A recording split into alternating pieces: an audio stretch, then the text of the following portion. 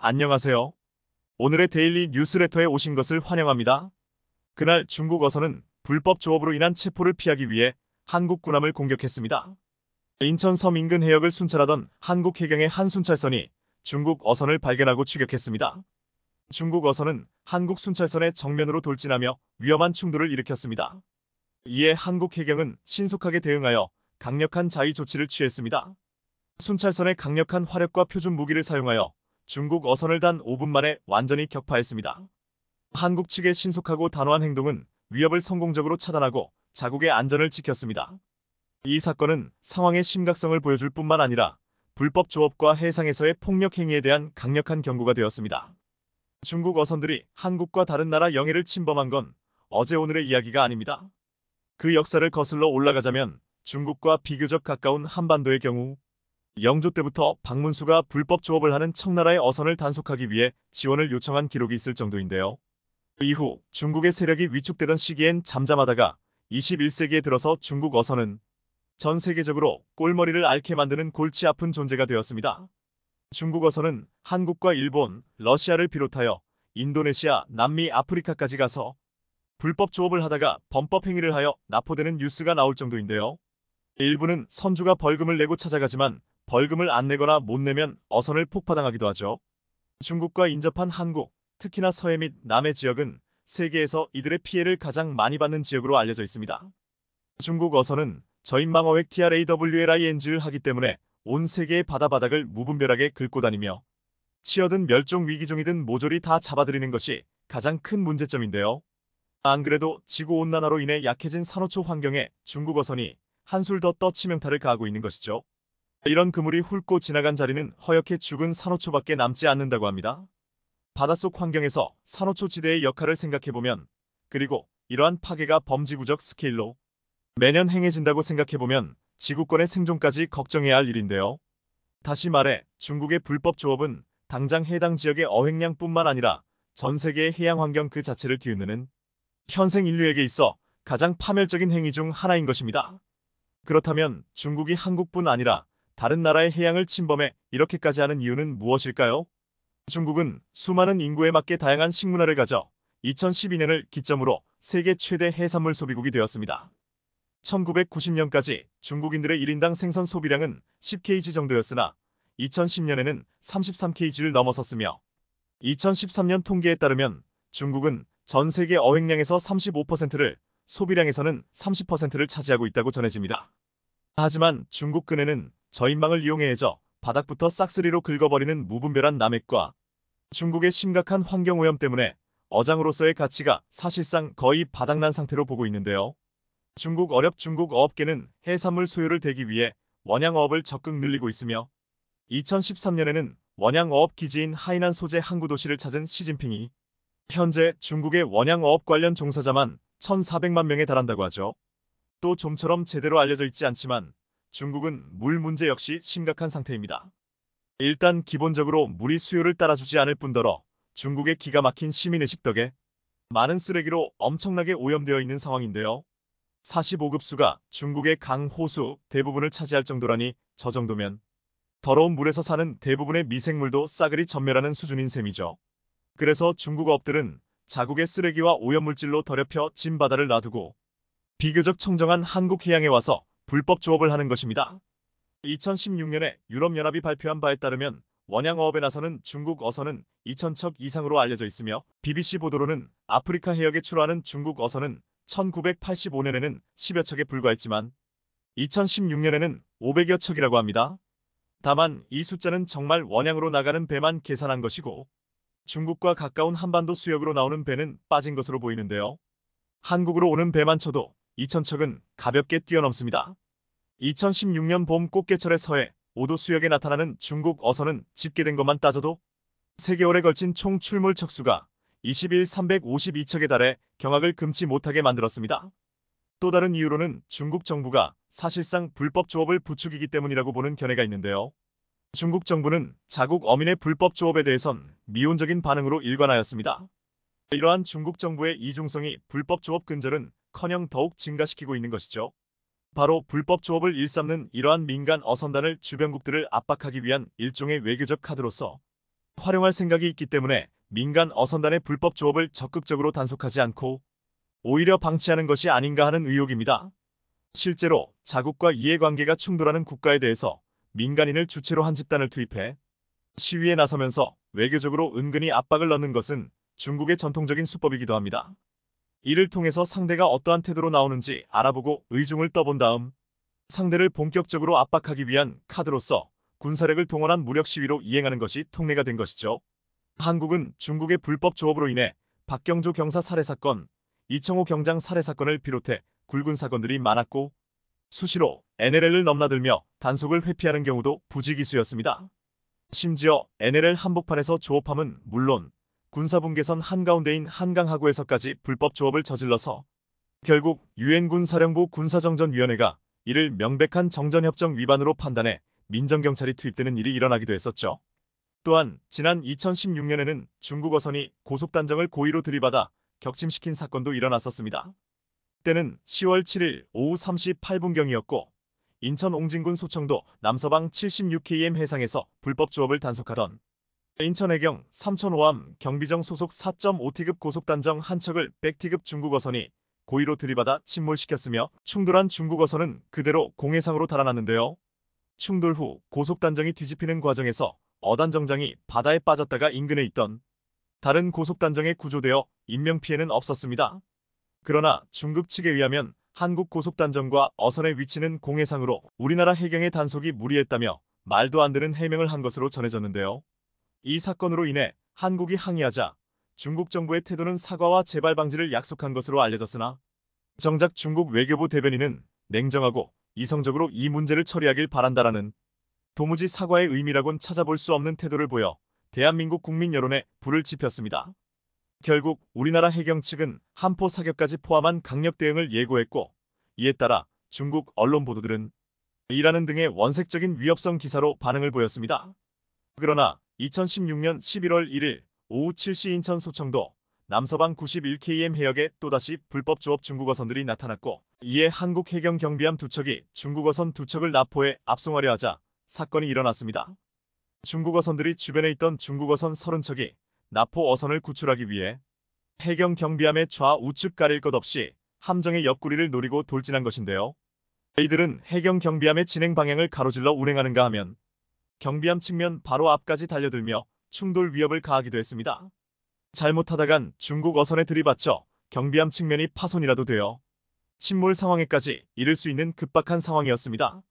결국 한국 해경은 공용화기 사용이라는 유례없는 초강수를 꺼내 들었고 매뉴얼에 따라 경고통신 후 소화포를 썼지만 효과가 없자 M60 기관총으로 공중을 향해 경고사격을 시작했습니다. 경고사격에도 중국 어선의 저항은 계속되었고 해경은 중국 어선을 향해 선체 조준 사격을 했는데요.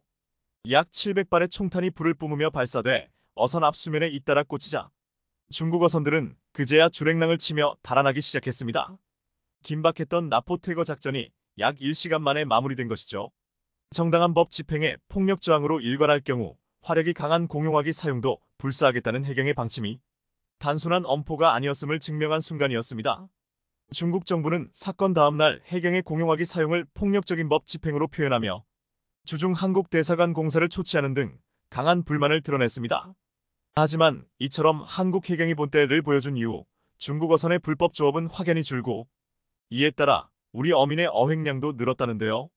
이후 해양경찰청은 2019년까지 서해 NLL 불법 조업 중국 어선이 3년간 70% 급감했다고 발표하기도 했습니다. 하지만 아직 방심은 금물입니다.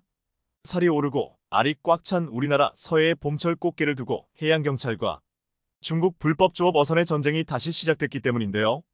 미국과 중국의 대립이 날로 심각해지는 가운데 일본이 30년 만에 자위대 전투기 120대를 동원하는 대규모 훈련을 하자 이때다 싶었던 중국과 러시아가 얼마 전 일본 열도에 함정을 보내 무력 시위를 벌이는 사건이 있었습니다. 두 나라 함정은 매우 이례적으로 일본 열도를 휘감고 도는 상당히 위협적인 시위를 벌였고 일본은 닷새간 식은땀을 흘려야 했습니다. 일본은 특히 중국 함정들이 자신들과 영유권 분쟁 중인 센카쿠 열도나 대만 쪽으로 항로를 잡지는 않을까 안절부절했습니다. 기시다 후미오 총리가 취임한 직후 가장 먼저 통화한 외국 정상은 조 바이든 미국 대통령이었습니다. 일본이 미국의 방위를 크게 의지하고 있으니 첫 번째 통화 상대가 미국 대통령이라는 점은 예상 가능한 일이었습니다. 그런데 회담 직후에 발표한 내용은 역시나 예상했던 대로였습니다. 중국이 센카쿠를 침공하면 미국과 일본이 같이 지킨다. 바이든 대통령이 센카쿠 열도가 미일 안전보장조약 제5조의 적용 대상이라는 점을 재확인했다. 미일 안전보장조약 제5조는 최근 미일 정상회담에서 단골 메뉴로 등장하는 조약입니다. 이 조약은 일본이 행정권을 행사하는 지역에서 적국이 일본을 공격하는 경우 미국이 지켜주겠다는 약속인데요. 결국 일본은 중국과 러시아의 도발에 미국 없이는 당해낼 수 없다는 사실을 시인한 셈입니다. 최근 중국은 자국 해경 선박을 센카쿠 주변에 수시로 보내서 일본과 신경전을 벌이고 있습니다. 올해 2월 13일부터 7월 19일까지 무려 157일이나 연속으로 중국 선박이 센카쿠 주변 바다의 모습을 드러냈는가 하면 일본 정부가 영해로 규정한 수역에까지 진입해 일본의 신경을 건드리고 돌아갔습니다. 물론 여기서 영해라는 것은 일본 정부의 일방적인 주장입니다. 그런데 일본이 중국의 이러한 행동에 더욱더 긴장하는 이유는 중국이 올해 2월부터 새로운 해경법을 시행하고 있기 때문입니다. 새 해경법에는 중국의 관할권을 침해하는 외국 선박에 대해 해경이 무기를 사용할 수 있도록 허용하고 있습니다. 이 때문에 전문가들은 실제 일본과 중국 사이에 무력 충돌이 벌어질 수 있다고 예상하고 있습니다. 마치 인도와 중국이 영토 분쟁 중인 국경 지역에서 몽둥이를 들고 난투극을 벌이는 듯이 말입니다. 그래서 더욱더 틈날 때마다 일본은 자신들의 뒤에 미국이 있다는 사실을 주지시키는 일에 열중하는 것인데요.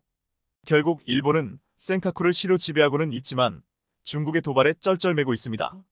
특히 중국이 대만 해협에 군용기를 보내 긴장을 유발하고 대만을 침공할 것이라는 우려가 커지는 것도 일본에게는 불안 요소로 작용합니다. 대만에 긴급 사태가 발생하고 미국이 군사적으로 개입하면 일본이 후방 기지가 되면서 중국의 공격 위협에 정면으로 노출될 가능성이 높기 때문입니다.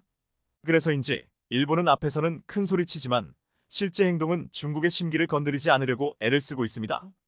심지어 최근 들어 센카쿠를 정말 시로 지배하는 게 맞는지 의심스러울 정도로 저자세를 보이고 있습니다. 작년 10월 오키나와현 이시가키시는 센카쿠 열도의 주소 표기를 이시가키시 도노시로 센카쿠로 변경했습니다. 일본 지자체에서 센카쿠를 일본 영토라 주장하는데 유리하게 만들기 위해 행정구역에 센카쿠를 집어넣겠다고 한 겁니다. 이러면 당연히 중국이 주권에 대한 엄중한 도발이라며 반발할 것으로 예상됐는데 정작 제동을 건 곳은 중국이 아니었습니다. 제동은 어이없게도 일본 정부가 걸었습니다. 이시가키시에서 일종의 표지석인 행정표주를 설치하려고 센카쿠 열도에 상륙하겠다고 신청을 했는데 일본 정부가 이를 불허한 것입니다. 일본 총무성은 센카쿠 열도의 안정적 유지관리를 위해 원칙적으로 정부 관계자를 제외하고는 센카쿠 열도 상륙을 인정하지 않는 방침을 취하고 있다고 이유를 밝혔지만 솔직히 얘기하면 행정표주를 설치하면 중국을 자극하게 될 테니 어렵게 시로 지배 중인 센카쿠 주변 정세가 악화하는 상황을 피하고 싶다는 의미였습니다. 시로 지배하고 있다면서 이렇게까지 중국의 눈치를 보다니 경제적으로나 군사적으로나 쇠락하고 있는 일본의 위상이 여기에서도 드러납니다. 또한 이 같은 모습은 영토 관련 사안에서 국제적으로 일본의 입지를 크게 위축시키는데요. 자신들이 시로 지배 중인 곳에서 행정 관련 사안조차 제대로 처리하지 못하는 데 반해 한국은 분명 독도에 대한 다양한 행정활동을 일본의 눈치를 보지 않고 수행하고 있기 때문입니다. 이 같은 차이점은 일본의 독도 도발에 대한 당위성을 분명 떨어뜨리는 요소가 될 것으로 보입니다. 어찌됐든 이렇게 일본은 러시아와는 북방 4개 섬 반환 문제로 중국과는 센카쿠 열도를 지키기 위해서 미군의 지원이 절실합니다. 그런데 최근 미국과 일본 사이에 있었던 아픈 역사를 다시 상기시키는 일이 발생해 일본 정부를 당혹스럽게 하고 있습니다. 지금 보시는 화면은 일본 TV 아사히 계열 방송인 아사히 뉴스 네트워크 ANN가 보도한 위성 사진입니다. 2호섬은 2차 대전 말 미국과 일본이 전략적 요충지였던 섬이었습니다. 미군은 이 섬에 군인과 물자를 내리기 위한 항구를 만들고 자국의 배를 지키기 위한 방파제 역할로 일본군 수송선들을 가라앉혔습니다. 그런데 최근 일본 남쪽 섬들의 화산 활동이 이어지면서 해저면이 상승했고 2호섬 전체가 융기하면서 그 와중에 2차 대전 말 가라앉혔던 일본 배들이 수면 위로 떠오른 것입니다. 그리고 이 섬에서 있었던 끔찍한 전투, 미국과 일본 사이에 있었던 처참한 이오지마 전투의 기억도 함께 수면 위로 다시 떠올랐습니다. 지금이야 미국이 중국과 러시아를 견제하기 위해 어쩔 수 없이 일본과 군사동맹을 맺고 있지만 2차 대전 당시 두 나라는 일본의 진주만 폭격의 상처로 얼룩진 관계였고 이오지마 섬에서 수많은 사상자를 내며 처절하게 싸웠던 과거사가 있었습니다. 그 역사를 화산 활동이 그만 다시 수면 위로 떠오르게 한 것입니다. 2차 대전 당시 2호섬은 일본과 미국 모두에게 군사적 요충지로서 꼭 확보해야 하는 섬이었습니다. 미군은 이 섬을 일주일 만에 점령할 수 있다고 생각했지만 막대한 인명을 잃게 됩니다. 이 전투는 최초로 일본군보다 미군의 인명 피해가 컸던 전투였고 미군 병력 110명 중 전사자가 무려 6,821명, 부상은 1,989명에 달했습니다.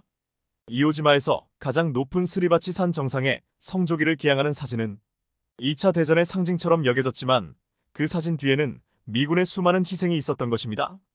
그런 이오지마 전투를 다시 떠올리게 만들었으니 미국의 마음이 편할 리 없는데요. 더구나 일본은 이오지마 전투 관련해서는 안 될 만행까지 저지른 나라이기 때문입니다.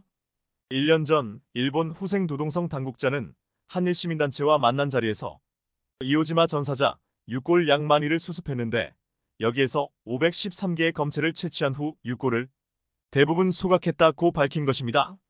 1945년 2월 이오지마 전투에서는 일본군은 물론 끌려간 조선인 약 170명도 전사한 것으로 알려져 있습니다. 전사자의 6골을 자국에 보내는 것은 가장 보편적인 행동이고 책임인데 일본은 미국과 조선인 희생자들의 6골까지 소각해버린 것입니다. 유족들에게 그 어떠한 허락도 받지 않고 이런 만행을 저질렀다니 전쟁이 끝나고 나서도 일본은 이렇게 변하지 않은 겁니다. 이러니 현재 중국과 러시아에 대항하기 위해서 일본과 동맹을 맺고는 있지만 미국의 입장에서도 일본이 그리 신뢰할 만한 동맹은 아닐 겁니다. 실제 최근 미국과 일본은 북한 관련 문제에 있어서도 삐그덕거리고 있습니다. 북한이 지난 19일 발사한 잠수함 발사 탄도미사일, 즉 SLBM의 수를 놓고 한일 당국이 다른 분석을 내놔 논란이 일었을 때였습니다. 한국은 한 발 발사라고 발표했고 일본 측에선 줄기차게 두 발 발사라고 주장했습니다. 기시다 후미오 일본 총리까지 나서 조금 전 북한에서 탄도미사일 두 발을 발사했다고 발표한 것입니다. 하지만 한국은 한국과 미국의 자산으로 한 발이라 탐지했다 고 기존 입장을 고수한 바 있습니다. 그러자 전문가들은 실제 발사 수가 확인될 경우 한국과 일본 두 나라 중 어느 한쪽의 군사정보력 신뢰에 큰 타격을 입을 것으로 내다봤습니다. 그리고 지난 5일 존 커비 미국 방부 대변인은 정례 브리핑에서 북한이 발사한 SLBM의 발사 개수가 파악됐냐는 기자의 질문을 받고 일기 발사였다 고 확실히 답했습니다. 한국 국방부의 확인 내용이 정확했던 것입니다. 또한 미국이 공개석상에서 한 발이 맞다고 정리해주면서 일본의 군사정보력을 뭉개버린 겁니다. 이 또한 한때 한국보다 낫다고 여겨지던 일본의 군사정보력이 현재 얼마나 뒤처져 있는가를 보여주는 사건이었습니다. 결국 미일 안보조약 5조가 없으면 아무것도 못하는 일본은 앞으로도 무장한 중국 해경과 언제 충돌할지 모르는 위기감 속에서 더 움츠러들 것으로 보입니다. 최근 대한민국의 방산 및 과학기술 분야에서도 주목할 만한 소식이 나왔습니다. 미국을 뛰어넘는 강력한 레이더에 들어가는 핵심 기술 개발에 성공했다는 소식입니다. 즉, 앞으로 한국이 전 세계에서 가장 강력한 AESA 레이더를 갖게 되어 군사 분야에 현재 전 세계적으로 국방, 군사의 중요성은 어느 때보다 대두되고 있는 상황입니다. 이런 상황에서 대한민국은 군사적 자주성을 강화하고 국방력을 향상시키기 위해 노력하고 있습니다.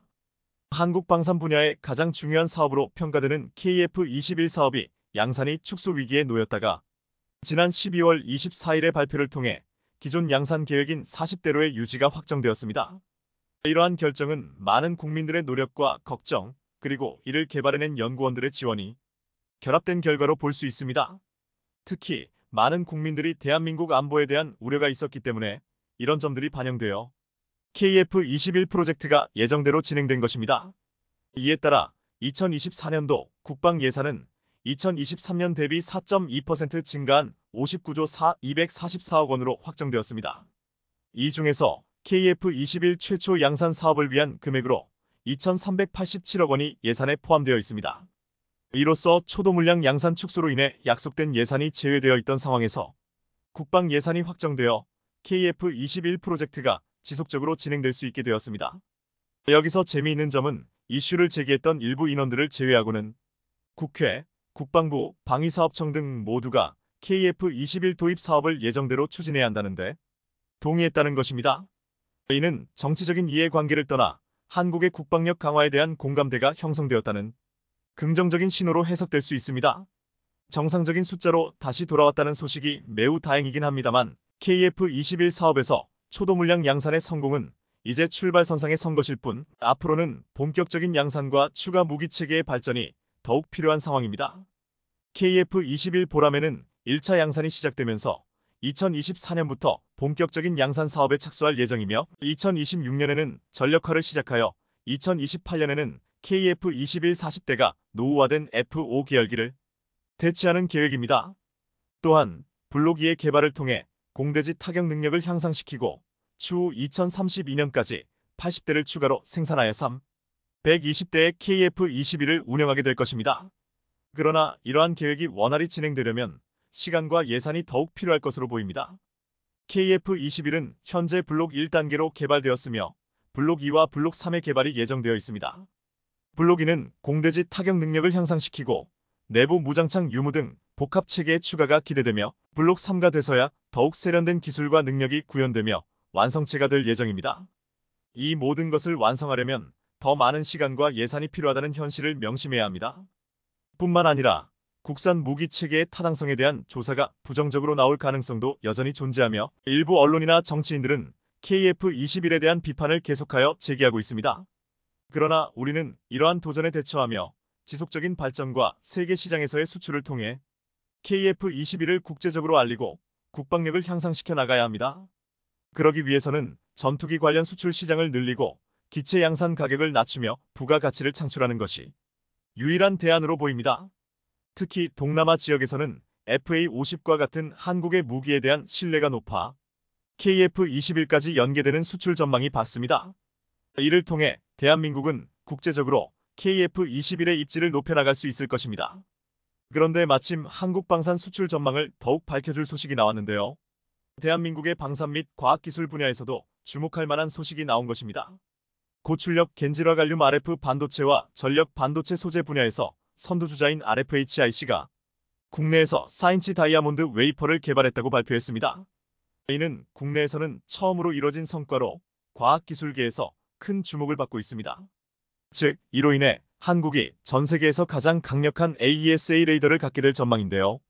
AESA 레이더는 전자적으로 스캔되는 안테나 배열로 구성되어 있으며 다이아몬드 웨이퍼를 사용함으로써 군사 분야에서 다양한 이점을 얻을 수 있습니다.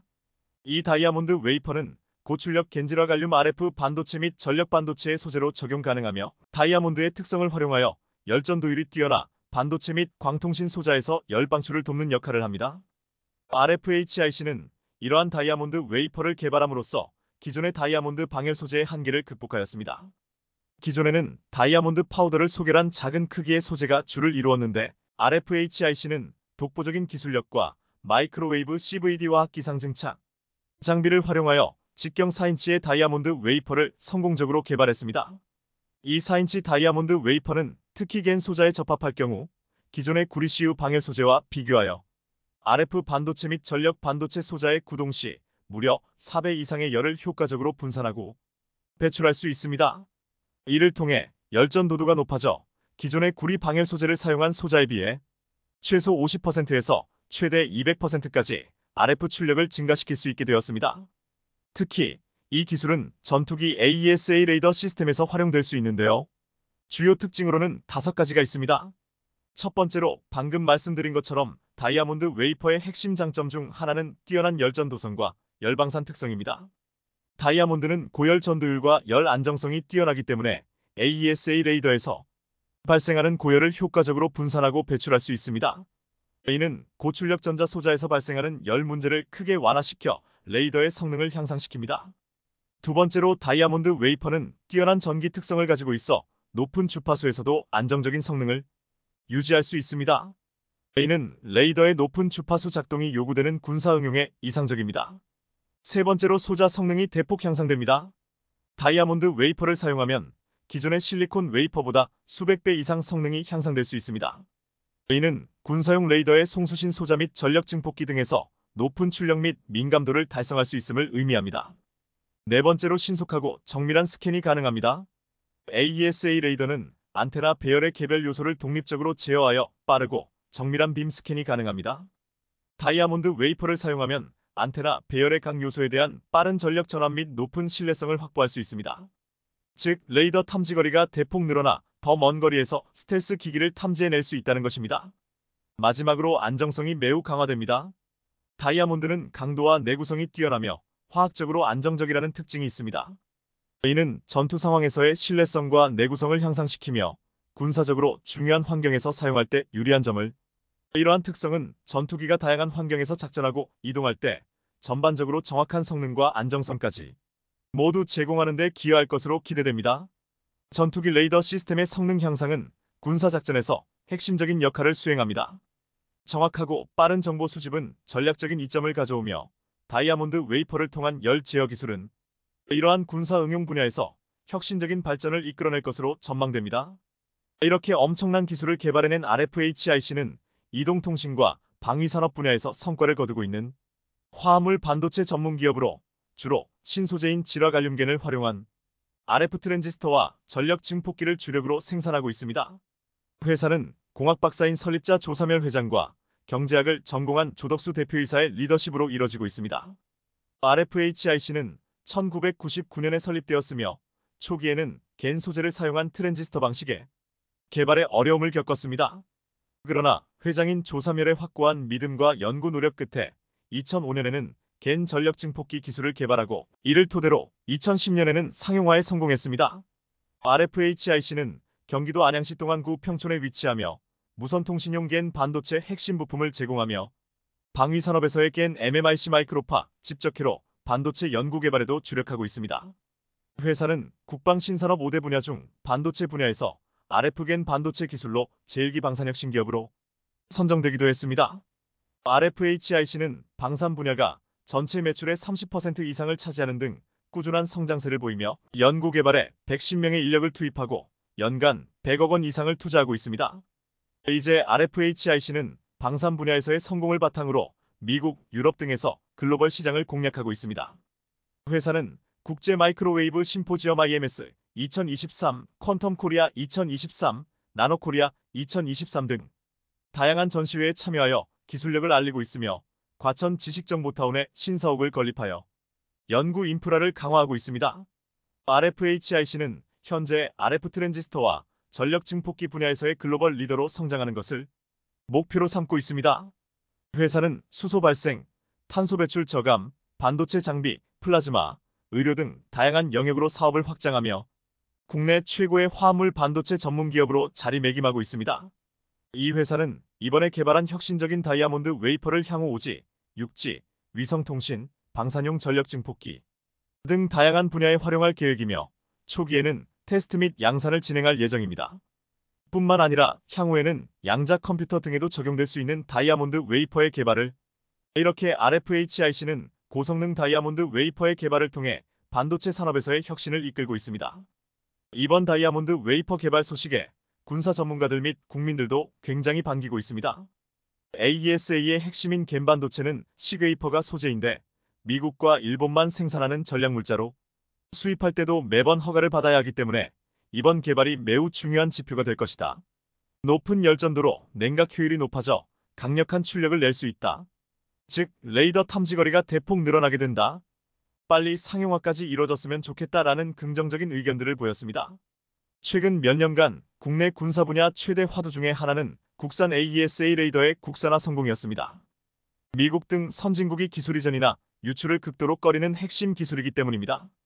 불과 몇 년 전 한국은 가장 핵심 소자인 질화갈륨겐 반도체 소자까지 국산화를 했으며 이번에 다이아몬드 웨이퍼라는 새로운 기술을 이용해 개발해내면서 업계를 깜짝 놀라게 했습니다. 기존 미국이나 일본의 특허를 피해가면서도 전력 증폭률이나 열전도율이 훨씬 높아 내열성이 뛰어난 것으로 판명되어 이 레이더를 실험한 이스라엘조차 경악을 금치 못했었다는 소식도 나왔습니다. 남은 과제는 뛰어난 하드웨어의 성능을 보장하게 해줄 소프트웨어인데 이 분야 또한 국산화 관련해 곧 좋은 소식이 있을 것으로 보입니다. 이러한 기술들이 완성되면 일단 나와 있는 스펙만으로도 AESA 레이더의 독보적 기술을 가지고 있는 미국의 레이더들을 필적하게 됩니다. 단순히 하드웨어 성능만 본다면 현재 개발된 시제품 성능만으로도 F-35 스텔스 전투기에 적용된 AESA 레이더를 뛰어넘을 정도입니다. 여기에 이번에 개발된 소자를 적용하고 소프트웨어만 조금 받쳐줘 완성해낸다면 전투기를 비롯한 첨단 레이더를 핵심으로 사용하는 이지스함 등 첨단 전투 장비의 성능에서도 미국을 앞질러 세계 최고의 AESA 레이더를 만들어낼 수 있게 됩니다. 이와 같이 요즘 한국의 첨단 군사기술 분야의 발전이 가히 경이로운 수준으로 발전하고 있습니다. 이러한 기술들은 외부에 유출되지 않도록 더욱더 보안을 신경 써야 할 것이며 앞으로 더욱 남은 기술들을 보완하여 빠른 상용화가 되길 기대해 보겠습니다. 반도체 파운드리 기업들 간 3나노 경쟁이 가속화되고 있는 가운데 얼마 전 TSMC의 기술이 사기에 가까울 정도로 부풀려져 있다는 정황이 드러나 삼성이 반격의 기회를 잡을 것이란 전망이 나오고 있습니다. 애플은 얼마 전 업계 최초로 3나노 공정 기반의 모바일 애플리케이션 프로세서 AP-A17을 아이폰 15에 장착했습니다. 그런데 문제는 A17의 생산을 담당하는 TSMC가 보여준 성능 향상이 이전 세대에 비해 기대 수준을 크게 만족하지 못했습니다. 반면에 삼성전자는 3나노 2세대 공정이 기존 4나노 공정과 견주어 성능은 22%, 전력 효율은 34% 향상됐다고 밝혔기 때문입니다. 삼성의 3나노의 경우 반도체가 차지하는 면적은 기존 대비 21% 축소됐고 성능피, 전력피, 크기어로 불리는 반도체의 핵심 경쟁력 모두가 상당 부분 개선되었던 것입니다. 따라서 지금 업계에서는 TSMC의 3나노 공정이 아직 초기 단계이며 미완성 공정이라는 점을 문제로 지적하고 있습니다. 시장조사업체 테크인사이트의 자회사인 IC놀로지 LLC의 분석에 따르면 TSMC의 3나노 공정은 공정 미세화에 따른 트랜지스터의 집적도가 인텔의 7나노급 공정인 인텔사와 비슷한 수준으로 나타났습니다. 집적도뿐만 아니라 고성능 셀 하이 퍼포먼스 셀즈로 비교해도 성능 향상 측면에서 인텔의 7나노 공정과 비슷한 수준이라는 것입니다. 발열 문제와 전력 효율성 측면에서도 개선된 게 없다니 이 정도면 거의 사기 수준 아니냐는 게 업계의 반응입니다. 해외 IT 매체들도 A17에 적용된 TSMC 3나노 공정에 부정적인 반응을 내놓아 TSMC는 지금 최악의 위기를 맞고 있습니다. 영국 IT 전문 매체 PC게이머는 아예 이렇게 직격탄을 날렸습니다. 새로운 3나노 실리콘의 장점이 어디에 있는지 알기 힘들다. 새로운 SoC 시스템 온칩는 트랜지스터 수가 크게 증가하지 않고 성능이 크게 향상되지 않으며 효율성도 크게 향상되지 않았다. 한편 3나노 모바일 AP 시대가 열리면서 파운드리 기업 간의 경쟁은 가속화되고 있습니다. 퀄컴은 2024년 3나노 공정을 통해 스냅드래곤 8 4세대를 생산할 예정이고 삼성도 이르면 올해 말 4나노 공정을 활용한 엑시노스 2400을 공개하고 내년 말 3나노 공정을 적용한 신제품을 개발할 예정인데요. 이 가운데 삼성전자는 내년에 3나노 2세대 공정 양산에 들어갈 예정입니다. 지난해 삼성전자는 3나노 GAA 2세대 공정에서 대형 모바일 고객을 이미 확보했다고 밝힌 바 있는데요. 일각에서는 반도체 설계업체들이 제조 비용 절감과 공급망 안정을 위해 삼성전자의 3나노 공정을 함께 이용할 수 있다는 관측도 나오고 있습니다. TSMC의 3나노 수준이 실망스러운 것으로 나타남으로써 삼성에게 기회가 올 것이란 이야기입니다. 또한 업계에서는 3나노 이하 파운드리 자체 난이도도 높기 때문에 이미 3나노 GAA FET 수율이 60% 이상 올라온 삼성전자가 2나노 경쟁에서도 유리할 것으로 전망했습니다. 3나노는 삼성전자가 지난 2022년 세계 최초로 상용화한 기술로 현재 삼성과 TSMC가 유일하게 생산하고 있습니다. 그런데 업계에서는 TSMC가 3나노에 적용하고 있는 핀펫핀 FET 방식이 한계에 도달한 것으로 보고 있습니다. 핀펫은 기존 평면 구조의 한계를 극복하기 위해 도입된 입체 구조의 공정 기술로 TSMC는 3나노 미만 초미세 공정에 주로 활용해왔습니다. 반면 세계 파운드리 2위 삼성전자는 3나노에 GAA 게이트 올어라운드 기술을 적용했습니다. GAA 기술은 3나노 이하 초미세 공정에서 핵심 기술로 꼽힙니다. 채널과 게이트가 3면이 맞닿는 핀펫과 달리 GAA는 3면에서 맞닿게 해 전력 소모가 더 적고 누설 전류도 적다는 특징이 있습니다. 또 GAA는 핀펫보다 전력 대비 성능 측면에서도 10% 정도 우위에 있는 것으로 알려져 있습니다. 그래서 업계에서는 3나노 이하 공정부터 삼성이 TSMC에 앞설 가능성이 높다고 전망하는 것입니다. 애플의 아이폰 15에 자신들이 개발한 3나노 N3을 적용하기로 했을 때만 해도 기고만장했던 TSMC는 자신들의 3나노 수준만 탄론하고 시장의 반응이 싸늘하자 시작부터 꼬이고 말았습니다. 3나노를 기점으로 이제 TSMC와 삼성전자의 기술 격차는 극명해질 것입니다. 이런 타이밍에 메모리 반도체 분야에서도 삼성전자는 기회를 잡았습니다. 삼성의 과감한 메모리 반도체 감산 전략이 먹히고 반등을 시작한 것입니다. 감산 효과가 통상 36개월 이후 나타난다는 점에 비춰볼 때 올해 하반기는 업황 정상화에 있어 적기인 셈입니다. 업계에서는 감산 효과는 물론 점진적으로 늘어나는 HBM과 DDR5 등 고부가 제품 수요에 힘입어 내년부터 본격적인 상승 국면을 맞이할 가능성이 크다는 전망이 나오고 있습니다. 반면 일본 반도체 업체 키옥시아는 최악의 상황을 맞았습니다. 감산에 감산을 이어가는 것도 모자라 엎친데 덮친 격으로 이와테현 기타가미시 공장 부지에 신설하고 있는 새로운 반도체 공장의 가동을 내년 이후로 연기할 방침이라고 발표한 겁니다. 세계 반도체 시장이 악화되면서 가동 시기를 늦추기로 한 것인데요. 키옥시아는 일본 사회의 디지털화에 따른 반도체 수요 확대를 기대하고 대규모 공장을 만들고 양산에 들어가려고 했지만 코로나19 직격탄을 맞은 데 이어 반도체 불황까지 겹치면서 감산을 계속해왔고 반도체 공장을 지어놓고도 가동조차 연기할 수밖에 없는 상황이 된 것입니다. 그런데 현재 반도체 업계에서는 낸드 시장이 내년 상반기까지 불황을 이어갈 가능성이 높아지면서 그 회사가 어디냐 이목이 쏠린 가운데 가장 유력한 후보인 키옥시아는 웨스턴 디지털과의 합병을 추진해오고 있지만 이제는 두 회사의 합병에 아무도 관심을 두지 않을 만큼 경쟁력을 잃어가고 있습니다. 현재 낸드 상위 업체 중 가장 위태로운 곳은 2위 키옥시아와 4위 웨스턴 디지털입니다. 삼성전자와 SK하이닉스도 이 기업들이 치킨 게임의 최종 희생양이 될 것이란 계산 아래 내년까지 버티기 전략에 돌입했다고 전해집니다. 우선 키옥시아와 웨스턴 디지털은 길어지는 낸드 시장 불황을 버텨낼 실탄, 즉 재무적 여력이 부족합니다. 키옥시아는 이미 자본의 상당 부분을 까먹을 만큼 재무 여력이 없는 상황인데 여기에 신공장 투자나 연구개발까지 이어가야 하는 상황이라 웨스턴 디지털과 합병 후 기업 공개 IPO를 하는 방식으로 자금 마련에 나서지 않으면 답이 없지만 두 회사의 합병은 지지부진한 상황입니다. 그 사이 낸드 시장이 급격하게 얼어붙으면서 벼랑 끝에 몰린 것인데요. 낸드 시장의 혹한기가 예상보다 길어지는 데다 인공지능 AI 투자붐이 불고 디램으로 수요가 쏠리면서 낸드 수요가 되살아나기는 더 요원해졌기 때문입니다.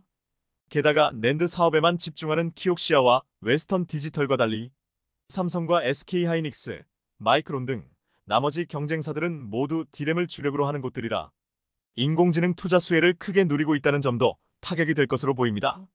디램과 낸드 사업을 모두 하는 삼성과 SK는 낸드에서 강도 높은 감산을 하고 적자를 보는 대신 디램에서 고부가 제품으로 고수익을 창출하는 덕분에 낸드 적자를 만회하고 투자를 이어가고 있습니다. 그래서 키옥시아와 웨스턴 디지털이 이 치킨 게임의 패배자가 유력해 보이는 지금 아무도 두 회사의 합병에 관심조차 없습니다. 반면 키옥시아와 웨스턴 디지털이 생존 게임에서 살아남지 못하면 낸드 시장은 빠르게 회복될 것으로 전망됩니다. 그리고 그 수혜는 삼성과 SK하이닉스가 될 것입니다. 이미 기술면에서 삼성과 SK가 저만치 앞서고 있기 때문입니다. 냉혹한 글로벌 반도체 경쟁 무대에서 치킨 게임에서 패배할 회사들이 나올 때까지 삼성과 SK하이닉스로서는 느긋하게 기다릴 전망입니다. 시청해주셔서 감사합니다.